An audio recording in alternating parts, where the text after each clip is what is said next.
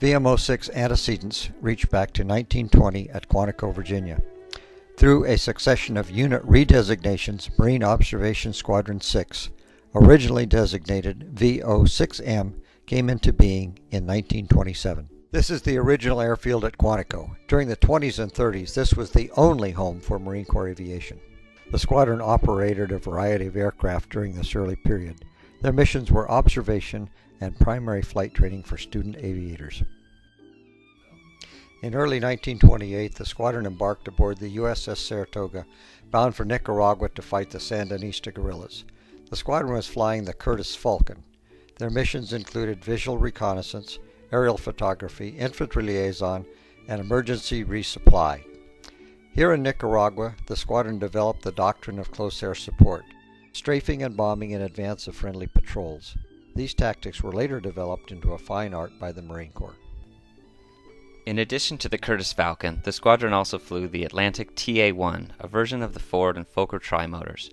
They were used for transport and aerial supply. As an aside, although most of the area in Nicaragua was very primitive, Managua had an established airfield with permanent hangars.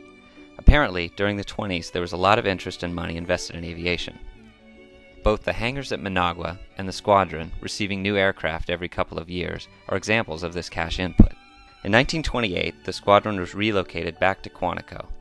In addition to their missions, they conducted flight demonstrations for the Field Officers Class, now known as the Basic School at Marine Corps Schools. The 30s found the squadron employing a varied aircraft inventory, including the Vought Corsair, and later the Curtiss Helldiver. In the 30s, America loved aviation. VO-6M formed a demonstration team that furthered Marine Corps public relations by performing at various air races and airport openings. Calling themselves the Helldivers, their daring maneuvers impressed spectators so favorably that by 1932 they were representing the Marine Corps at major events such as the Canadian Air Pageant and the U.S. National Air Races in Cleveland. However, just as times had been opportune for the squadron, it was external circumstances that ended the first chapter in their history. The Marine Corps had the mission of defending advanced naval bases. The Commandant recommended a light bombing squadron be incorporated into the 1934 Naval Operations Organization, with no increase in total Marine squadrons. This required the disestablishment of an observation squadron. At midnight on 30 June 1933, VO-6M was removed from active duty roles. The designation VO-6M lived on in the reserves, first at Brooklyn, New York, and later in Minneapolis. In 1937, however, VO-6M was redesignated VMS-6R, closing the first chapter of the observation squadron. The squadron was reactivated on 20 November 1944 at Quantico, and 6 days later, with its OY aircraft, was transferred to Camp Pendleton, California, where it commenced training for further Pacific combat operations with the 6th Marine Division that was also forming at that time. In January 1945, the squadron departed for Guadalcanal, at which time it was assigned to the 15th Marines, the artillery regiment for the 6th Marine Division. Upon completion of training, the squadron was staged for its participation in the operation to seize Okinawa. Shortly after D-Day, 1 April 1945, VMO-6 moved ashore and commenced operations from recently captured Yamitan airstrip. During the ensuing battle for the island, VMO-6 flew its OY aircraft on a variety of missions, including artillery spotting, message pickups, photo reconnaissance, and medical evacuation in litter-equipped OY-1s. In July 1945, the squadron departed for Guam, where it remained until the termination of hostilities.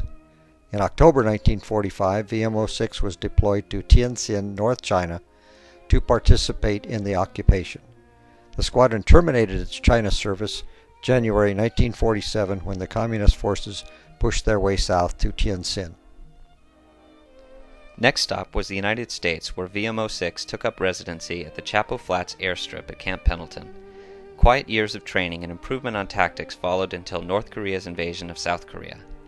Again the call came for VMO-6 to depart from its peacetime home and move into combat. HO-3S-1 helicopters and pilots from HMX-1 at Quantico, Virginia, joined the squadron. VMO-6 departed the United States in July 1950 as the first combat helicopter unit in the Marine Corps.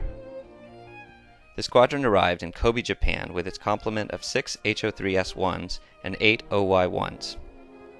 After a short stop at Itami Air Force Base, Japan, it was on to Busan, Korea. Almost immediately, the squadron began making a name for itself. The command and control capability of the helicopter was tested and proved to be a resounding success.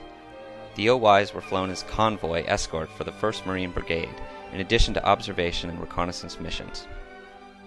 In August 1950, the squadron carried out its first medevac. These life-saving missions became a day-to-day part of life for VMO-6 pilots and crewmen. The first night medevac of the war was flown by Captain, now Major General, Victor A. Armstrong. After Busan, it was the Incheon landing, then on up to the Chosin Reservoir. In December 1950, the squadron received Bell HTL-3s and 4s. The HTL-3 was found to be underpowered, and the landing gear was not suitable for rough terrain, so it was soon transferred out. In May 1951, VMO-6 received its first all-metal Cessna OE-1 to replace the fabric-covered OYs.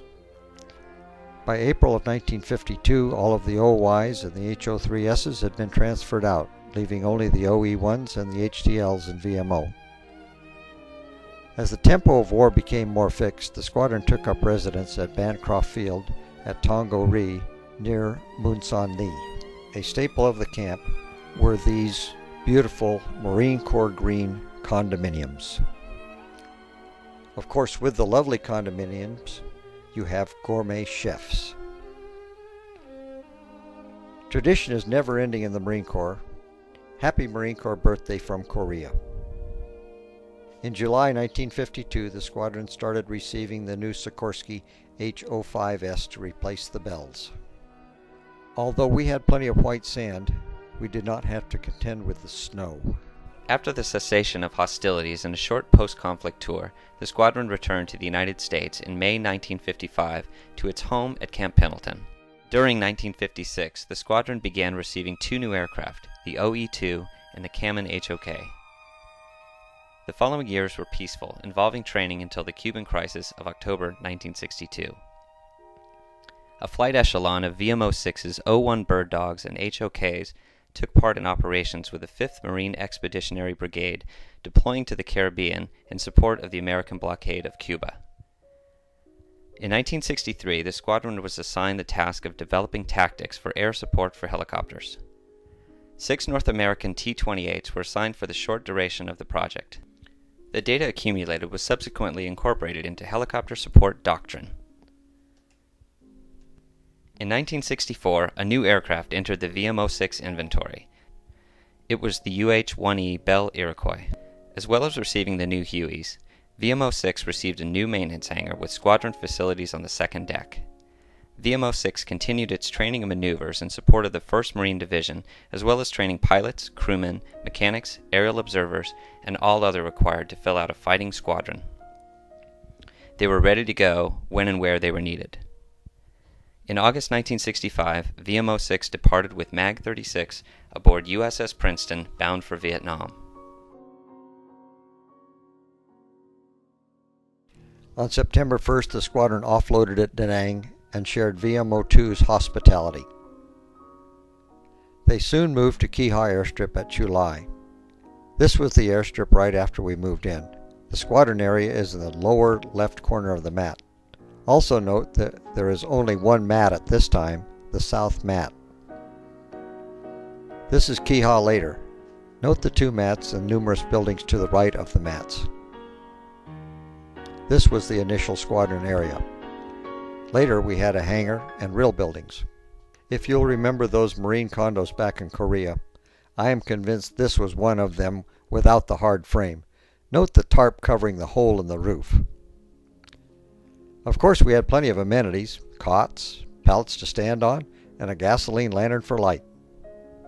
To complement our luxurious living quarters, we also had gourmet dining. Note the lack of chairs. Things did get better living-wise as the huts were constructed. Now established in Vietnam, the squadron's history became a matter of names and operations. Quang Nai, Double Eagle, Blue Marlin, Duck Pho. The list becomes almost endless, each with its own special meaning to each Klondiker, the squadron's call sign. Early in October of 1967, the squadron moved to Wei Fu Bai as the Marines' focus shifted to the Northern I Corps and the DMZ. A month later, another move took the Cherry 6 emblem farther north to Quang Tri Air Base and another call sign, Seaworthy. In October 1968, the first contingent of 6 OV-10A Broncos joined the Hueys and O-1 Bird Dogs of VMO-6. They immediately proved their worth, leaping into the fray within 18 hours of joining the squadron at Quang Tri. The list of places committed to memory by hard and oftentimes painful experiences grew. Khe Sanh, Con Thien, Jiolin, the Rockpile, Vandergrift, LZ Argonne. The name Seaworthy became synonymous with such operations as Dewey Canyon, Maine Crag, Apache Snow, Scotland 2, and Montana Mauler. In September 1969, VMO-6 departed South Vietnam for its new home at Marine Corps Air Station Futima, Okinawa. The Broncos, their air crews, and squadron personnel could be found throughout the Far East in such locales as Kubi Point, Philippines, Atsugi, Japan, Daegu, Korea, and the Republic of China. With them, in the shadows of over 45 years of service to their corps and country, followed a heritage that every man who has ever served with VMO-6 can be well proud. In the fall of 1971, after it was learned that the squadron was to be deactivated, it was suggested that a Christmas card be sent to the Commandant reflecting the squadron's feelings over this deactivation. I don't think the card was ever mailed, but it certainly did convey the message. On 1 January 1977, the squadron was deactivated. As the VMO-6 book was closed, an aura of mixed emotions were felt. The most overriding was one of sadness, for although a squadron can always be reactivated, the end of an illustrious 45-year era occurred as the squadron became part of history, a history that helped make our Corps great and our country free. VMO-6 became deactivated, but those many thousands of Marines, Navy doctors, and corpsmen who have steadfastly served in our ranks will not forget. Nor will the history books forget the legend VMO-6 has etched in the annals of Marine aviation, in furthering its dedicated support of Marine ground forces in the cause of peace and freedom throughout the world during those years.